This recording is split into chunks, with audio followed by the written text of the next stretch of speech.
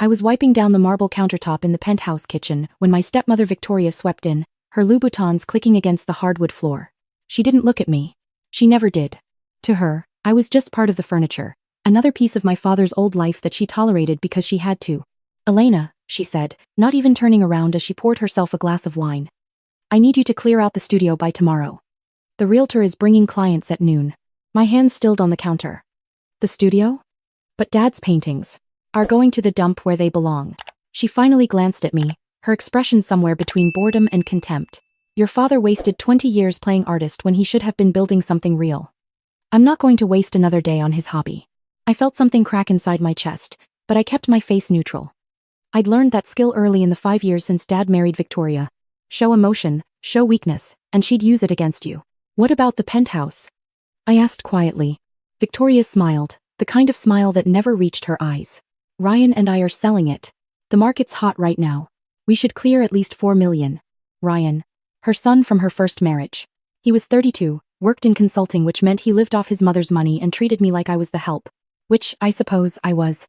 After Dad died 3 months ago, I'd stayed in the penthouse because I had nowhere else to go. Victoria made sure I earned my keep. But this was Dad's home, I said. He bought it when he still had money, yes. Victoria set down her wine glass with a sharp click, before he squandered it all on canvas and paint. The penthouse is in my name. Elena, your father made sure of that when his little art career failed to pan out. I've been patient, letting you stay here, but it's time for you to find your own place. You're 28. Act like it. 26, actually. But correcting her would be pointless. She walked out, leaving me standing there with a rag in my hand and a growing numbness in my chest. Through the floor-to-ceiling windows, I could see the Seattle skyline beginning to light up as evening fell. Dad used to paint this view. He'd spend hours capturing the way the light changed on the water, the mountains in the distance, the gradual shift from day to night. Playing artist, Victoria had called it.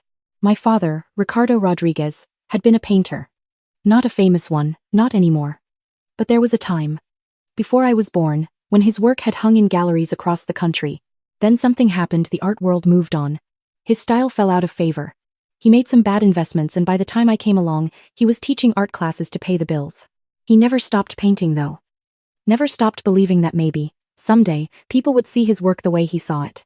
Victoria never understood that. She'd married him when I was 21, fresh from his second divorce, probably seeing a wealthy widower who owned a penthouse in downtown Seattle. By the time she realized his bank account didn't match his address, it was too late. Or maybe not. Maybe she'd planned it this way all along. I finished cleaning the kitchen, then took the service elevator down to the 3rd floor where Dad's studio was. He'd converted one of the penthouse's spare units into a workspace years ago. The door was unlocked. It always was. The smell hit me first. Linseed oil and turpentine, that distinct scent of oil paint that I'd grown up with. The studio was exactly as Dad had left it. Canvases everywhere. Some finished, some half done. Some just sketches in charcoal. The evening light streamed through the north-facing windows, illuminating the dust motes in the air. I stood in the doorway, remembering. Dad teaching me to mix colors when I was 6. See how the blue and yellow make green, Mija. But not just any green. You're green. Everyone sees color differently.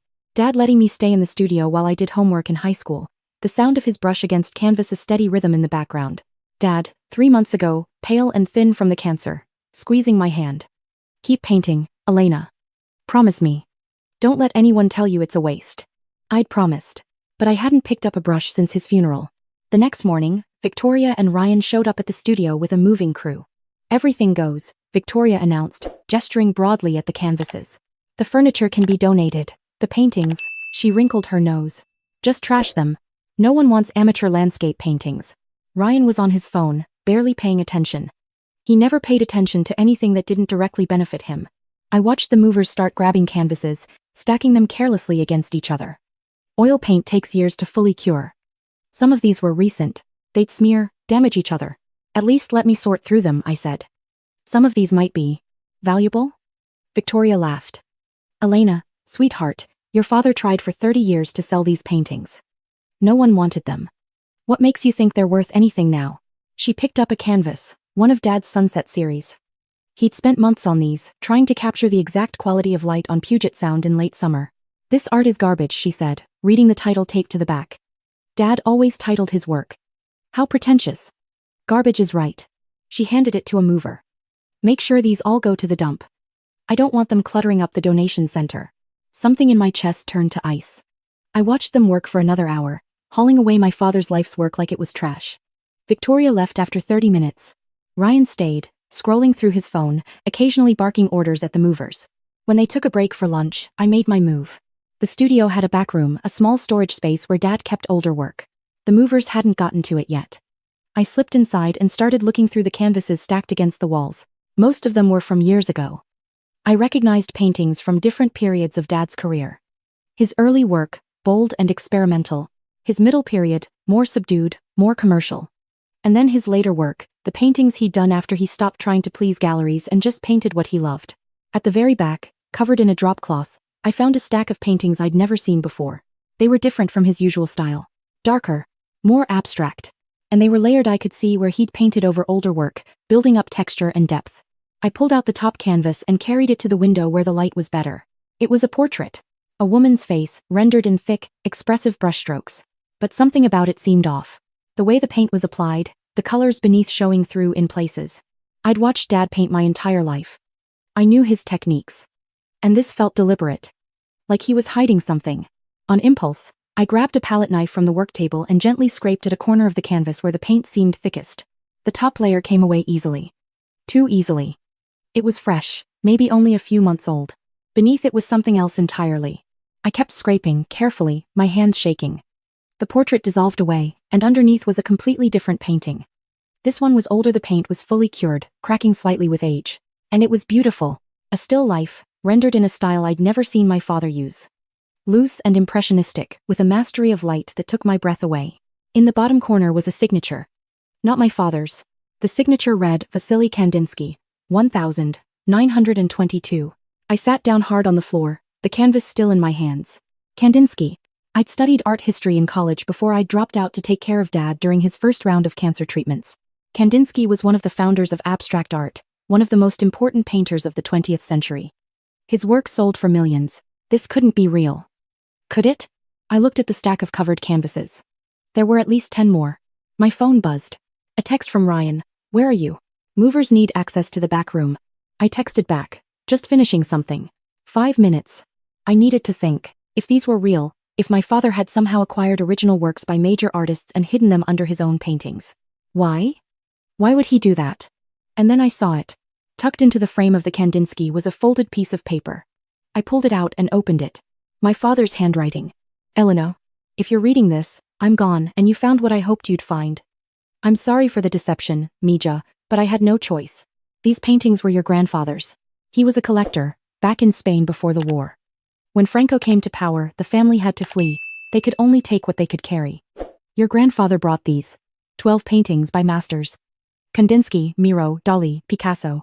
He sold most of them over the years to survive, but he kept these. They were going to be my inheritance. When I married Victoria, I knew I'd made a mistake. I saw how she looked at things, at money, at what she could take. I couldn't let her have these. They were meant for you. So I hid them, disguised them. She walked past them 100 times and never knew what they were. There's a will. The real one. Not the one Victoria has. Mr. James Hartwell at Hartwell and Associates in Pioneer Square. He has it. These paintings are yours. The penthouse is yours. Everything is yours. I'm sorry I couldn't tell you while I was alive. I was afraid Victoria would find out, would destroy everything. She's dangerous, Elena. More than you know. Be careful. Be smart. And whatever you do, don't let her know what you've found until you're ready. I love you, Mija. I always have. Now go paint your own masterpiece. Dad. I read the note 3 times, my hands shaking so hard the paper rattled. Then I heard Ryan's voice in the main studio. Elena? Where the hell are you? I shoved the note in my pocket, grabbed the Kandinsky, and quickly covered the remaining canvases back up. Then I walked out of the storage room. Ryan was standing in the middle of the studio, looking irritated. The movers need to clear this space. What are you doing? Just looking at some of Dad's old work, I said, keeping my voice steady. I held up the Kandinsky still disguised under Dad's portrait. Can I keep this one? For memory? Ryan barely glanced at it. Whatever. Just don't leave it lying around the penthouse. Mom doesn't want any of his stuff cluttering up the place. I won't. He left. The movers came back. I watched them clear out the studio, taking everything except the covered canvases in the back room. They didn't even look at them. That night, After Victoria and Ryan had gone to sleep in their respective rooms on the opposite side of the penthouse, I sat in my small bedroom, formerly a maid's quarters, and researched. James Hartwell existed. His firm specialized in estate law. Dad had been a client. Kandinsky's works did sell for millions. The piece I'd uncovered, if it was authentic, could be worth anywhere from $2 to $8 million at auction. And there were 11 more. I also researched Victoria. Really researched her this time. It took hours, but I found it. Her first husband, Richard Thornton, had died in a car accident 5 years into their marriage. He'd been wealthy. Very wealthy. And according to the probate records I dug up, Victoria had inherited everything. There had been questions at the time. Richard had apparently been planning to divorce her, had even consulted with a lawyer, but nothing was ever proven. Her second husband, Martin Cross, had died of a heart attack 2 years after their marriage. Another substantial inheritance. Another set of questions that went nowhere. My father had been her third husband. I felt cold all over. The next morning, I called Mr. Hartwell's office. I explained who I was. His assistant put me through immediately. Miss Rodriguez. Mr. Hartwell's voice was warm but cautious. I've been hoping you'd call. Your father left very specific instructions. Can you come to my office today? Yes, come alone, he said. And don't tell anyone where you're going. I took the bus to Pioneer Square. Victoria thought I was job hunting. She'd been pushing me to find work, move out, get out of her life. Mr. Hartwell's office was in a historic building, all exposed brick and tall windows. He was in his 60s, distinguished looking, with kind eyes. Your father was a good man, he said, shaking my hand. I'm very sorry for your loss. He led me to a conference room and pulled out a file. This is your father's will. The real one, properly executed and notarized, dated 2 years ago. The will that Victoria has is a fake. Your father created it as a decoy. He slid the document across the table. I read it. Everything: the penthouse, his bank accounts, his personal effects, and specifically, all artwork in my possession, whether created by me or acquired through inheritance, was left to me. Victoria was mentioned only once. To my wife Victoria, I leave my regrets. But Victoria said the penthouse is in her name, I said. Mr. Hartwell smiled slightly. She's lying. Your father was many things, but he wasn't stupid. The penthouse is held in a trust. He set it up before he married Victoria. She has no legal claim to it whatsoever. Then why hasn't she been challenged? Because your father asked me to wait. He knew Victoria would contest the will. He wanted to give her enough rope to hang herself, as it were. He suspected she might try to sell the penthouse or forge documents. If we can prove fraud, we can have her prosecuted. I thought about the realtor Victoria had mentioned. The client's coming to view the penthouse. She's selling it, I said. She told me yesterday. She said it's in her name. Mr. Hartwell's expression turned serious. Do you know when? She has people coming tomorrow. A realtor. Then we need to move quickly. I'll need you to do something, and it's not going to be easy. I need you to let her continue with the sale. Let her forge whatever documents she needs to forge. Let her commit fraud. We'll stop it before it goes through, but we need evidence. My hands clenched in my lap. You want me to watch her steal my father's home? I want you to watch her try, he corrected gently. And then I want you to watch her fail. Can you do that? I thought about the paintings. About Dad's note. About his warning that Victoria was dangerous. Yes, I said. I can do that. Over the next week, I played my part perfectly. I was meek, quiet, invisible. I watched Victoria meet with the realtor, a sharp-eyed woman named Diane who clearly saw dollar signs. I listened to them discuss listing prices and staging, and the unfortunate clutter that needed to be removed, meaning me. I watched Ryan swagger around the penthouse like he already owned it, making plans for his share of the money. And I documented everything. I had my phone recording in my pocket during their conversations. I photographed documents Victoria left lying around: forged deeds, fake trust paperwork, notarized statements claiming she was the sole owner of the property. She wasn't even careful about it. She was so confident that I was too stupid, too cowed, to be a threat. At night, I worked on the paintings. I'd moved them to my room, one by one, hidden in a garment bag so Victoria wouldn't see. I carefully removed Dad's overpainting from each one, documenting the process with photographs. Underneath his disguises, I found 12 masterpieces. 2 Kandinskys. A Miro. A Dali. 3 Picassos from his Blue Period. A Modigliani. A Chagall. 2 works by Joan Miro that had been listed as lost since the 1940s. And 1 piece by Diego Rivera that made me catch my breath, a portrait of a woman who looked remarkably like my grandmother. I took high-resolution photos of each one and sent them to Mr. Hartwell. He had an art authenticator on standby, someone he trusted completely. The week before the scheduled closing on the penthouse sale, Mr. Hartwell called me. They're real, he said. All of them. The authenticator estimates the total value at somewhere between $60 and $80 million. I sat down on my bed, the phone pressed to my ear. Miss Rodriguez? Elena? Are you there? I'm here, I whispered. 80 million? At least. Some of these pieces, particularly the lost marrows, could spark a bidding war. But we need to be strategic about this. Victoria cannot know. Not yet. When? The closing is scheduled for Friday. Victoria will attempt to sign the sale documents for the penthouse. That's when we move. I'll have everything ready. But Elena. His voice turned serious. Your father warned me about Victoria. He believed she was capable of violence if cornered. When this happens, you need to be somewhere safe. Can you arrange that? I thought about my father's note. About Victoria's first 2 husbands. Yes, I said. I'll be safe. On Thursday night, I packed a bag. Just essentials. My laptop, some clothes, the photographs of the paintings. I left it hidden under my bed. The next morning, Victoria was in high spirits. Today's the day, she said over breakfast. She'd actually made coffee, which she never did. She was that excited. Ryan and I are meeting with the buyers and their attorney at 2. The penthouse will officially be sold by 3. I nodded, playing with my scrambled eggs. That's great. You'll need to be out by next week, she continued. I'm not being cruel, Elena, but you're an adult. It's time to stand on your own feet. I understand. She studied me for a moment, like she was trying to figure out if I was being sarcastic. But I kept my expression neutral, beaten down, exactly what she expected to see. She smiled. I'm glad you're being reasonable about this. At 1:30, I called Mr. Hartwell. She's leaving in 15 minutes, I said quietly, locked in my bathroom. We're ready. There will be police at the title company. Plainclothes. They'll move when Victoria signs the fraudulent documents. You're sure you're somewhere safe? I will be. I hung up, grabbed my bag from under the bed, and walked out of the penthouse. I didn't leave the building. I went up to the roof access Dad had shown me the code when I was a teenager. From there, I had a perfect view of the street below. At 2 o'clock, Victoria and Ryan left the building. They were laughing about something. I watched them get into Victoria's Mercedes. Then I went back down to the penthouse. I had 2 hours. I called the art transport company that Mr. Hartwell had arranged. They arrived within 30 minutes, professionals who knew how to handle valuable artwork. We carefully loaded all 12 paintings into climate-controlled crates. These are going to secure storage, the team leader told me. No one gets access without Mr. Hartwell's authorization and yours. Thank you. They left. I walked through the penthouse one last time. It didn't feel like home anymore. It hadn't for a long time. Not since Dad died. But I remembered when it had been. When it was just Dad and me, before Victoria, before everything got complicated, I could hear his voice in my memory. Never let anyone make you feel small, Mija. You're made of the same stuff as stars. My phone rang.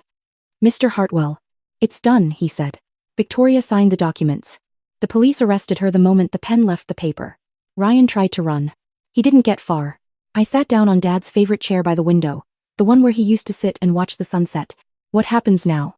Now we execute your father's actual will. The penthouse is yours. The paintings are yours. Victoria and Ryan are being charged with fraud, forgery, and attempted grand larceny. Given Victoria's history with her previous husbands, the prosecutor is also opening investigations into those deaths. I closed my eyes. Miss Rodriguez? Are you all right? I'm all right, I said. It's a lot. Take your time. There's no rush. The paintings are secure. The penthouse isn't going anywhere. When you're ready, we'll discuss next steps. I spent that night in the penthouse alone. Really alone, for the first time in 5 years. I ordered takeout. I put on music, Dad's favorite jazz. I opened a bottle of wine I found in the kitchen, one of the expensive ones Victoria had been saving for a special occasion. And I sat by the window and watched the sun set over Seattle. The next few weeks were a blur of legal proceedings, interviews, and paperwork. Victoria's attorney tried to challenge the will, but Mr. Hartwell had made sure every single document was ironclad. The fraud charges were rock solid. We had Victoria on recording. We had the forged documents. We had her attempting to sell property she didn't own. The investigation into her previous husband's deaths turned up enough inconsistencies that prosecutors were pursuing charges. I tried not to think too much about that, about what she might have done to my father if he'd lived longer. Ryan took a plea deal. He testified against his mother in exchange for a reduced sentence. It turned out he'd been complicit in all of it, had even been the one who forged some of the documents.